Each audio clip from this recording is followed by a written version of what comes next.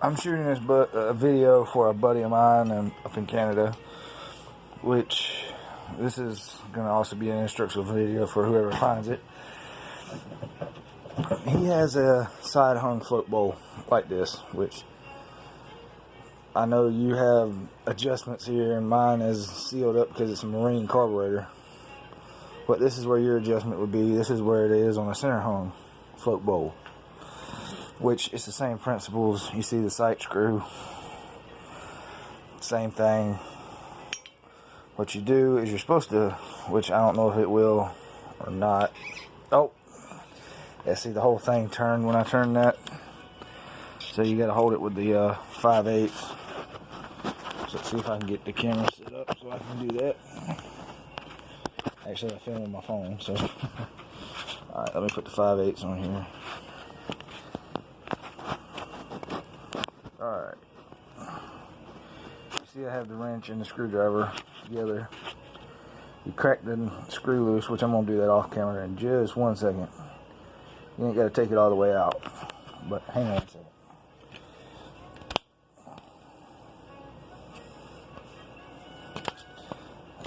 If the screwdriver would act right, be in good shape. Okay, I might have to give it. It should be down here.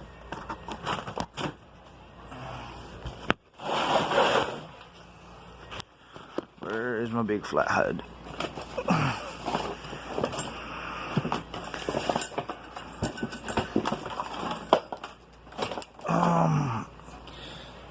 I'm not sure. I'll come back in a second. Alright, now that I got it loose, I'm not in the slot. I need a bigger screwdriver still. But say it's locked down.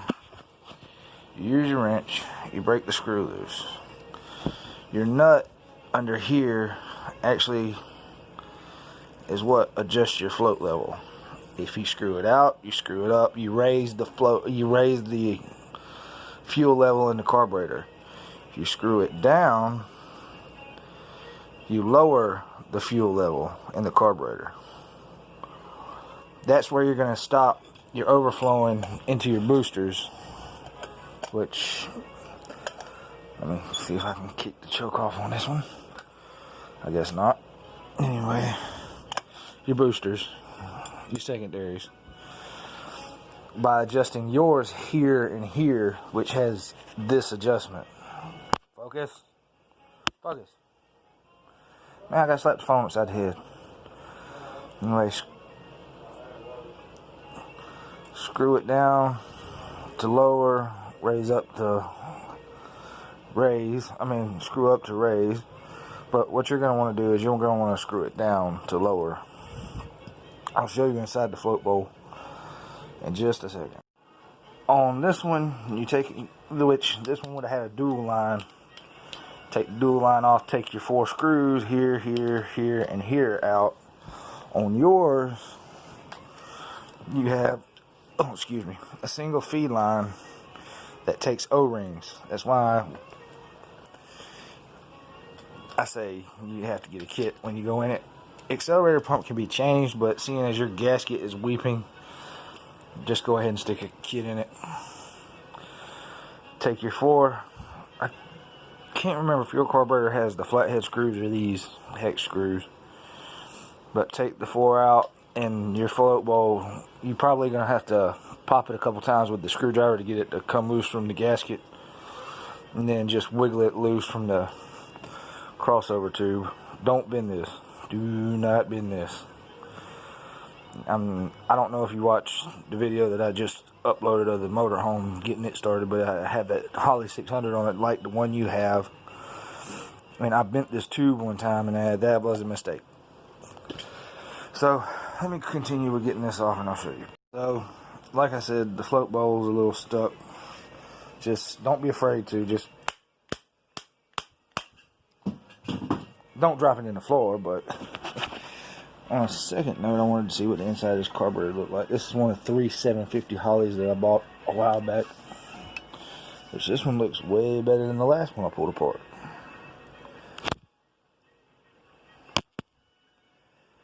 Way less smuts in it. Focus. God. Yeah, so I can clean these carburetors up and make them run. I'm glad. Anyway, let me pick this float ball up. Alright. Now, I know it's hard to see. Back up. Let me see if I can turn the light on. There we go. Now we can see. See the little nipple sticking down? That is your needle valve. If I turn the screw, it raises. Let's see. Now you can see the needle valve's not touching. If I turn the screw in, it lowers the needle valve to touching the float.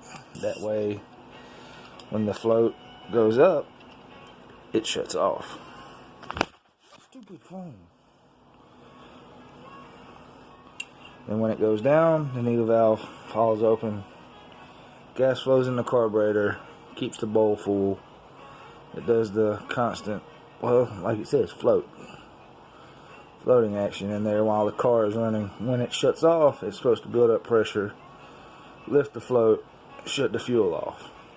So if your needle and seat assembly, you know what? Let me pull this out real quick.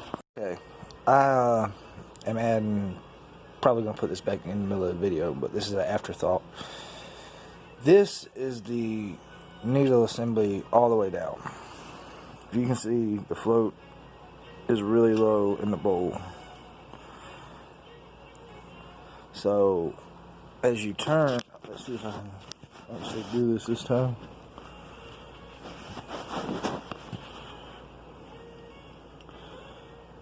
If I can actually get on the needle assembly.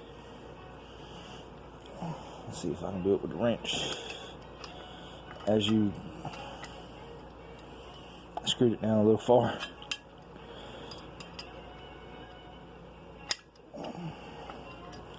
Oh, we're gonna have to use the set screw to hold it down. I wasn't planning on making this segment this long. Anyway, as you turn it out, you'll see the float is raising. I'm not pushing up on the float, it's raising by itself. And it'll go all the way to the top, which is where a misadjusted float level will let fuel run up this far and into the boosters and everything. And as I screw it back down, I'm not holding any pressure against the float, it's moving itself. I'm holding just enough pressure to hold it in place. And boom. That would be almost prime float level there, maybe a little higher. Alright, have a good day. Okay, here's your needle and seat assembly. Focusing on the wrong thing. In there you see the little black tip needle. That's what shuts your fuel on and off. Your fuel in comes from up here. It comes in. All Holley jet assemblies are the same. Or not jet assemblies, but needle and seat assemblies.